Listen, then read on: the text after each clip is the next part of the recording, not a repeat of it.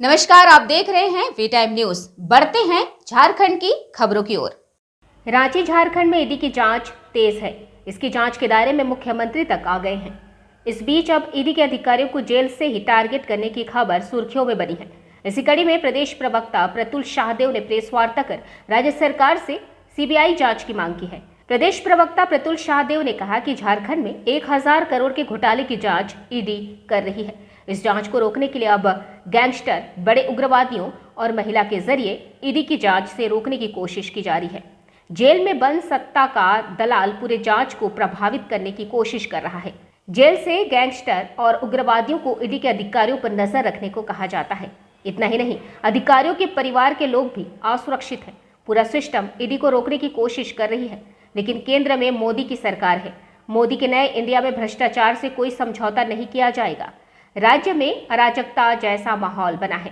देश में ऐसा पहली बार हुआ है जब ईडी के अधिकारियों के जान माल और झूठे केस में फंसाने की कोशिश की जा रही है। इसलिए पूरे प्रकरण की सीबीआई जांच हो। मीडिया में जैसी खबरें आ रही हैं कि हजारों करोड़ के घोटाले का इन्वेस्टिगेशन झारखंड में कर रहे ईडी के अफसरों को नक्सलियों के द्वारा, गैंगस्टरों के द्वारा, महिला के द्वारा, एक महिला का भी नाम आ रहा है, टारगेट करवाया जा रहा है। और वो सिर्फ इसलिए कि जो स्टेट स्पॉन्सर्ड करप्शन इस प्रदेश में पिछले 4 वर्षों से चल रहा है, अब वो धीरे धीरे तक इसका पूरा जो सरगना है उस तक इस जांच की आंच पहुंच रही है। इस जांच को धीमे करने के लिए ईडी के अफसरों को फर्जी मामलों में फंसाने का एक बहुत ही बड़ा षड्यंत्र इस प्रदेश में चल रहा है। आप देखिए, हाल में तमाम मीडिया में ये खबरें आई कि एक बड़े दुर्दांत नक्सली, जो एक बड़े दुर्दांत नक्सली संगठन का प्रमुख है, उससे मदद मांगी गई। उससे बात की गई कि आप अपने सहयोगियों को ईडी के अफसरों के घर के बगल में रखवाने का कृपा करें, उससे फिर उसके बाद ईडी के अफसरों को हम टारगेट करेंगे। इस राज्य का एक बहुत ही बड़ा जो दुर्दांत गैंगस्टर है, उससे मदद लेने की खबरें आ रही हैं। उससे कहा जा रहा है कि तुम ईडी के अफसरों को, और अफसरों ही नहीं साहब, कितना गिर गया ये सिस्टम कि अफसर ही नहीं, उनके परिवार के सदस्यों को भी टारगेट करने के लिए कहा जा रहा है।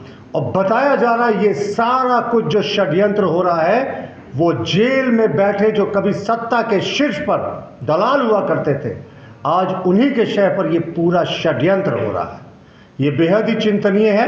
इससे पहले भी जिस समय लालू प्रसाद यहाँ पे जेल में बंद थे, तो डायरेक्टर के बंगले को, केली बंगले को जेल नोटिफाई कर दिया गया था, और वो तो खुला दरबार था, वो तो रिजॉर्ट की वहाँ सीन्स खबरें आती थी।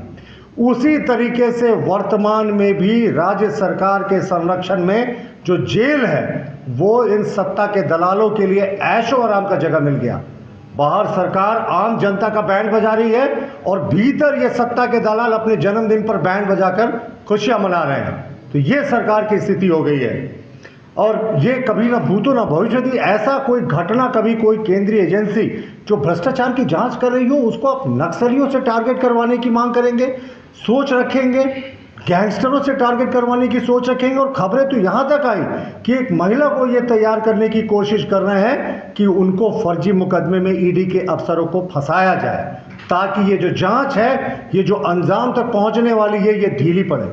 लेकिन ये भूल जाते हैं ये मोदी जी का न्यू इंडिया है। यहाँ करप्शन से कोई कॉम्प्रोमाइज नहीं है। इस तरह की फर्जी मुकदमों से कोई कभी नहीं डरने वाला मोदी जी के न्यू इंडिया में। लेकिन ये कभी आज तक देश के इतिहास में नहीं हुआ कि जब करप्शन की जांच कर रहे एजेंसी के अफसरों को आप टारगेट बनवाएंगे, उनके ऊपर बड़ा हमला की साजिश रचेंगे, उनको एक महिला के द्वारा गलत आरोप लगवाने की आप सोच रखते होंगे। तो ये बहुत ही गंभीर और चिंतनीय मामला है। और हम मानते हैं कि जब ये पूरी संवैधानिक मशीनरी कोलैप्स कर जाती है, पूरा संवैधानिक ढांचा कोलैप्स कर जाता है, जब ऐसा प्रतीत होता है कि सरकार जेल के बाहर से नहीं, जेल के भीतर से चल रही है, तो ऐसी घटनाएं होती हैं। हम मानते हैं कि राज्य में पूरे तरीके से संवैधानिक मशीनरी कोलैप्स कर गई है। कई सीनियर अफसरों की चर्चाएं हो रही हैं कि वो जेल में बंद इन सत्ता के दलालों से रेगुलरली मिलते हैं, और जब उनका सीसीटीवी फुटेज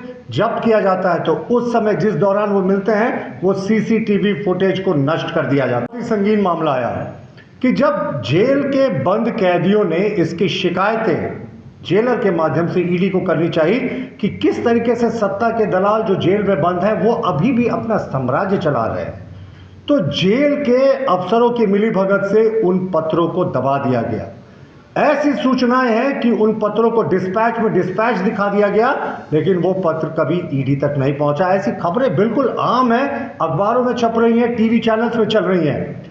तो जेल में किस तरीके से इसमें जेल के अफसरों की मिलीभगत है, इसके लिए अब रॉकेट साइंस के ज्ञान की आवश्यकता नहीं। ये स्पष्ट हो गया है कि पूरा का पूरा राज्य का सिस्टम इन सत्ता के दलालों को जो जेल में बंद है उनको बचाने में लगा हुआ है। और वो सत्ता के दलालों का दुस्साहस देखिए, वो भीतर तो पूरा ऐशो आराम की जीवन बिता ही रहे हैं, वो जो जांच कर रहे हैं हजारों हजार करोड़ के घोटाले की, उन अफसरों को, ईडी के अफसरों को टारगेट करवाने की योजना बना रहे हैं।